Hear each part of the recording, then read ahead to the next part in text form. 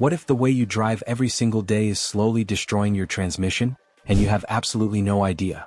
Not aggressive driving. Not racing. Just normal, everyday habits that feel completely harmless. Today we're breaking down 7 of them. Some will surprise you. One of them almost every dual clutch owner does without thinking. Stick around because fixing these costs nothing. Ignoring them could cost you $4,000. Subscribe if you're new, this is exactly what we cover. Number 1. Letting the car creep in traffic. This is the most expensive habit on this list. And it feels completely normal. That's what makes it dangerous. You're stuck in traffic. You release the brakes slightly, let the car drift forward at 2 or 3 miles per hour, and use light brake pressure to control your speed. Every automatic driver does this. It works perfectly fine with a conventional torque converter automatic because those transmissions are built with a fluid coupling that can slip all day without damage. Dual clutch transmissions are not built that way. When you creep forward in a dual clutch car, the transmission tries to engage the clutch to move you forward while you're simultaneously controlling speed with the brake. That forces the clutch to slip continuously. Continuous slipping generates heat. Heat burns clutch material. And once that material is gone, you're looking at a repair bill that starts at $4,000 and climbs quickly from there. Think of it this way. In a manual car, if you held the clutch half engaged at a crawl for 20 minutes in traffic, you'd destroy it. Your dual clutch transmission is doing exactly that, except the computer is operating the clutch instead of your foot, and you can't feel it happening. Kia, Hyundai, Honda, Ford, Skoda, overheating complaints across all of them. Same root cause every time. Owners in bumper-to-bumper traffic creeping forward the same way they always have, not knowing their transmission is paying for it. The fix is simple. Keep your foot fully on the brake until you're actually ready to move. Then release completely and apply gentle throttle. No creeping. No middle ground. Number 2. Riding the brake while moving. If creeping is bad, doing it while lightly pressing the brake at the same time is worse. And most people do both simultaneously without realizing they're combining 2 damaging habits into one. Here's what's actually happening. The transmission control unit monitors brake pedal pressure in real time. A firm, full press tells the system to disengage the clutch completely. A light, partial press, the kind you use to gently slow yourself in traffic, doesn't fully disengage anything. The clutch stays partially engaged. And a partially engaged clutch is a slipping clutch. It's the exact same principle as riding the clutch in a manual. The damage just happens invisibly, managed by electronics with no physical feedback telling you something is wrong. Dry clutch systems are especially vulnerable here. Cars like the Ford Focus, Ford Fiesta, many Hyundai and Kia models, these transmissions have no oil bath to cool the clutch packs. They rely on air. Which means the heat from brake riding has nowhere to go and no way to dissipate quickly. The actual recommendation from multiple manufacturers is to apply the brake firmly when stopped in gear. Not lightly, firmly. Most owners never read this because it's buried in a manual nobody opens.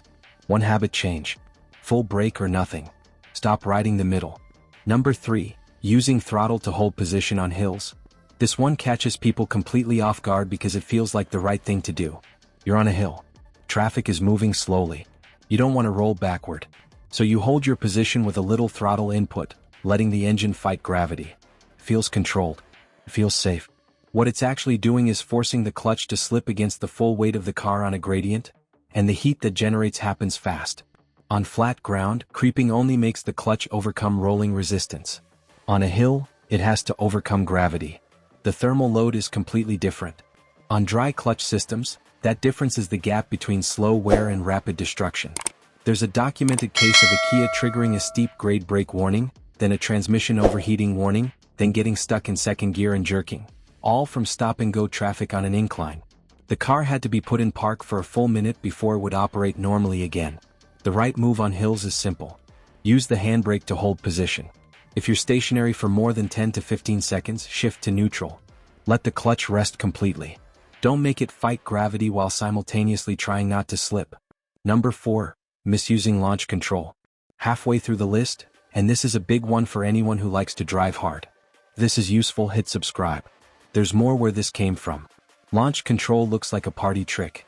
And it is occasionally. The problem is people treat it like a regular feature instead of what it actually is, a maximum stress event for your clutch packs. Here's what happens when launch control activates. The clutches engage at high RPM with full torque behind them. That's an enormous amount of energy transferred through friction material in a fraction of a second. Done once in a while, the system can handle it. Done regularly, the wear pattern accelerates dramatically. The other mistake is the way people try to activate it. Holding the brake while pushing the accelerator to rev the engine, before launch control is properly engaged, forces the clutch to work against the brakes. Same problem as habit 2, just at much higher temperatures and loads. Launch control is built for occasional use. Spirited driving is fine. But if you're launching hard at every green light or using it as your standard departure from a standstill, you're spending clutch life every single time. And clutch life is expensive to replenish. Number 5, skipping transmission fluid changes. This one is quiet. It doesn't feel like a driving habit at all. But neglecting it is one of the fastest ways to end up with a transmission that doesn't shift correctly and eventually stops shifting at all. Dual clutch transmissions have two separate fluid systems: transmission fluid and actuator fluid. Most owners have never heard of actuator fluid. Honda manuals often don't mention it explicitly. But that fluid is what operates the clutch engagement mechanism, and when it degrades or picks up moisture, the whole system starts malfunctioning. Moisture is the hidden threat. When it enters the actuator chamber, which on some models sits right under the air filter box, it lowers the fluid's boiling point. The system starts behaving erratically under normal operating temperatures. Delayed gear engagement. Clutch hesitation. Overheating from a transmission that's struggling to control what should be a routine process. In hot climates, change actuator fluid every 10,000 kilometers. Cooler climates, stretch it to 20,000. Transmission fluid itself every 35 to 40,000 kilometers, regardless of what the manufacturer calls a sealed-for-life system. That claim doesn't account for moisture, heat cycles, or real-world driving conditions. The fluid is cheap. The transmission is not. Number 6, ignoring overheating warnings. When your dashboard tells you the transmission is overheating, you don't have hours to figure out what to do. You have minutes before permanent damage starts. Most drivers see a warning light and keep moving. Maybe they back off slightly. Maybe they make a mental note to check it later. But dual clutch overheating warnings are not suggestions. They're the transmission telling you it's already in distress. The system responds in stages. First it warns you. Then it starts restricting, limiting operation to a single clutch, reducing available gears. If temperatures keep climbing, it shuts down gear engagement entirely and forces the car into a protection mode where it has to sit completely stationary for 20 minutes before it will operate normally again. Cold and wet weather actually makes this worse. Cold temperatures affect clutch surface characteristics, increasing friction during engagement. Owners who live in humid climates report worse performance in winter precisely because of this. The problem isn't always heat from aggressive driving. Sometimes it's ambient conditions combined with normal traffic patterns. The moment that warning appears, pull over. Shift to neutral. Let the system breathe. 5 minutes of patience is infinitely cheaper than a clutch replacement. Number 7, driving hard immediately after a cold start. Last one. And this is the habit that surprises people the most because it feels like it only matters for engines. Your transmission needs time to warm up just as much as your engine does. Cold transmission fluid has different viscosity. It's thicker, slower to circulate, less effective at lubricating and cooling clutch packs. The electronic control unit also behaves differently when cold, sometimes allowing more clutch slip than it would at normal operating temperature. Early Ford Focus dual clutch models had software that allowed excessive slipping during cold operation. The result was burned clutch packs in cars that weren't being driven aggressively at all. Later software updates reduced cold start slippage and extended clutch life significantly. The problem was real enough that Ford had to fix it remotely. The rule is simple. Give the car 2 to 3 minutes before demanding anything from it. Short of that, just drive gently for the first few kilometers until the transmission reaches operating temperature. No hard acceleration. No aggressive downshifts. Let the fluid warm up, let the clutch surfaces reach the right temperature, and then drive however you want. 7 habits. All of them common.